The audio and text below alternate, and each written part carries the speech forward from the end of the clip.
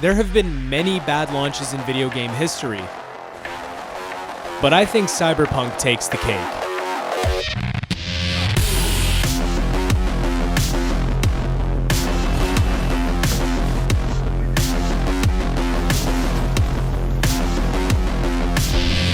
Riding off around a decade of hype directly into one of the worst launches in recent memory isn't easy. But even harder is how the game goes after the 2.0 update. God, I hate myself.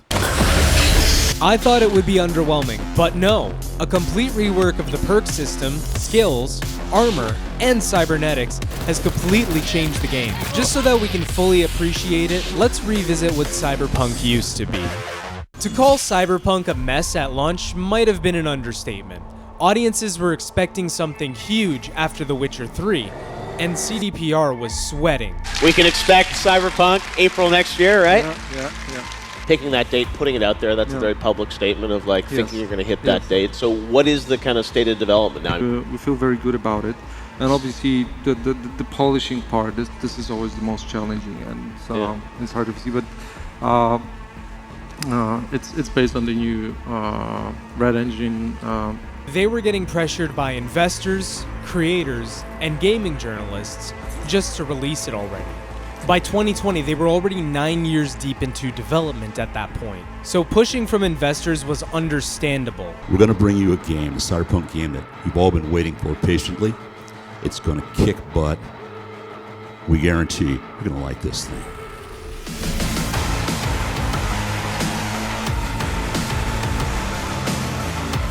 When they finally did it, people instantly encountered T-posing characters, car launches, and misplaced spawns wherever they went. Me personally, I had a lot of visual glitches. I mean, like completely unrendered textures. Clearly, the game was broken. What? And rightfully, people were mad. The game they waited so long for was functionally unplayable for many, especially console owners. They got it the worst. This is the PlayStation 4 running Cyberpunk at launch. Let me ask you one thing, would you pay $60 for this? I paid $90. Once the media and creators caught wind, it was over for Cyberpunk, and CDPR went from being widely respected in the industry to practically public enemy number one. Cyberpunk would become synonymous with broken games and bad launches, right up there with Bethesda titles. But you'll be happy to know that's all gone now. I haven't had one glitch, crash, unrendered texture, not even a bug since I booted up 2.0. The graphics are stable, even beautiful in many places. Night City finally feels immersive enough to walk around in. Keep in mind, the following is just my observation. I've spent like 10 hours in it over the past week. This is the game I've been waiting for Cyberpunk to become, and it's finally here. Every gunfight feels great now. The guns feel like they have some weight to them since last I played. By extension, enemies no longer feel that spongy. The perk reworks have made it easier than ever to build your character the way you want to. I wanted to play stealthy, and the game accommodates for that immediately in the perk tree. Playing Metal Gear Cyber has never been so rewarding before. Speaking of rewards, loot has been completely reworked as well, so now you're not auto-looting a million different outfits from dead enemies.